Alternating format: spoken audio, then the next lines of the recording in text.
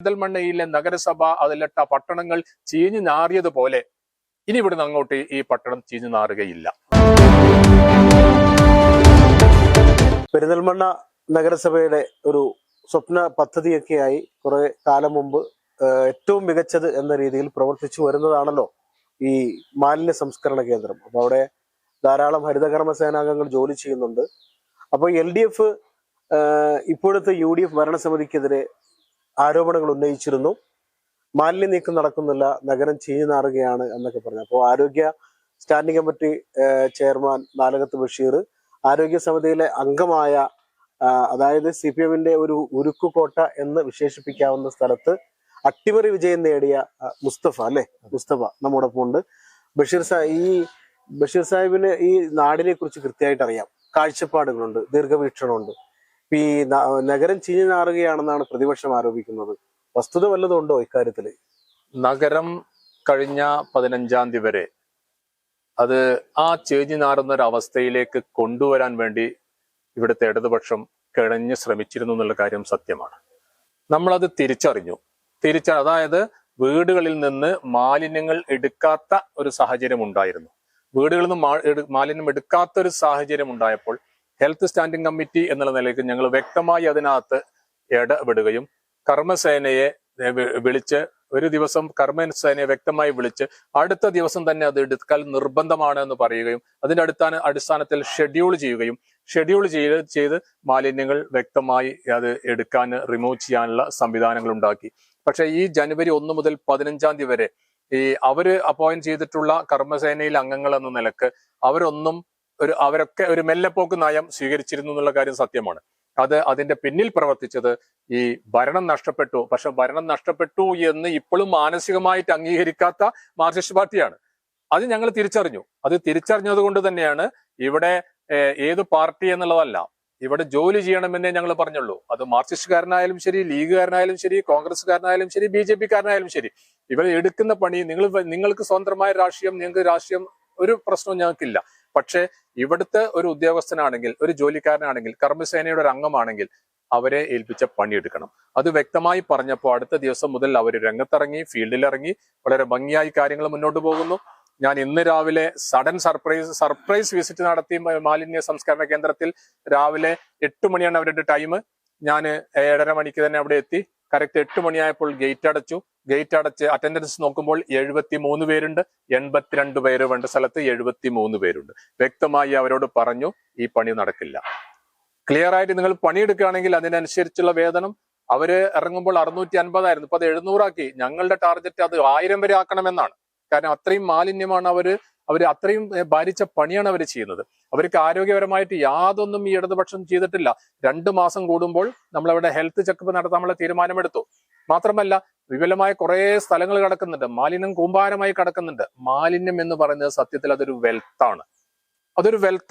Wealth from waste എന്നാണ് ഞങ്ങൾ പുതിയ മുദ്രാവാക്യം കൊടുത്തിരിക്കുന്നത്. ആ വേസ്റ്റ് മുഴുവൻ ഞങ്ങൾ വെൽത്താക്കി മാറ്റും, വ്യക്തമായ വളമാക്കി മാറ്റും.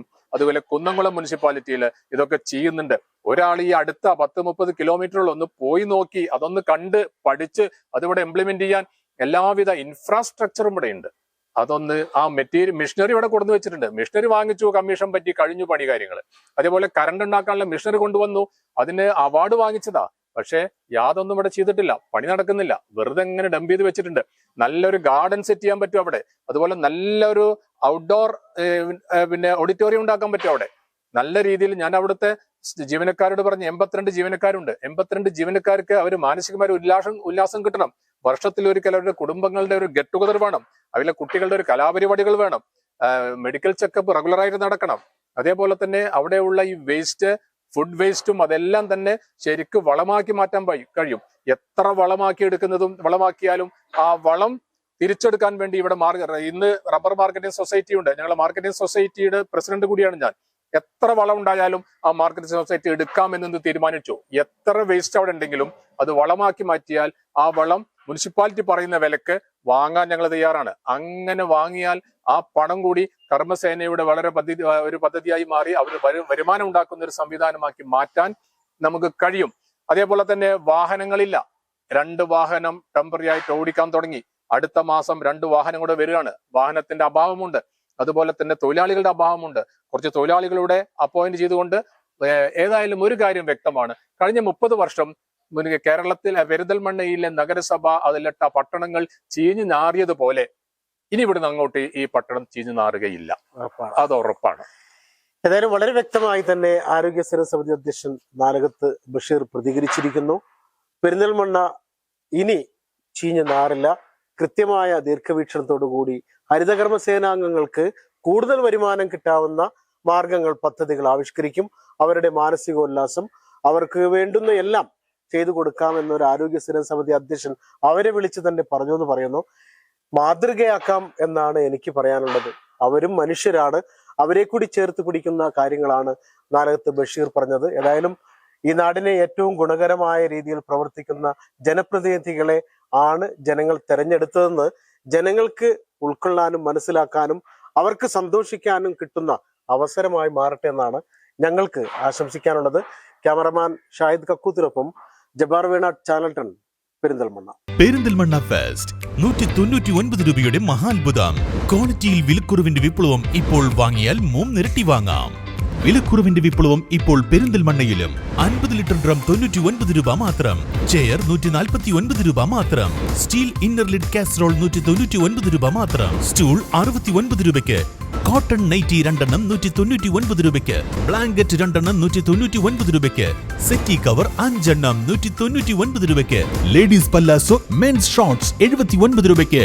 പെരിന്തൽമണ്ണ ഫെസ്റ്റ് 199 രൂപയുടെ മഹാത്ഭുതം. കിംസ് അൽഷിഫ ഹോസ്പിറ്റലിന് സമീപം, ഊട്ടി റോഡ്, പെരിന്തൽമണ്ണ.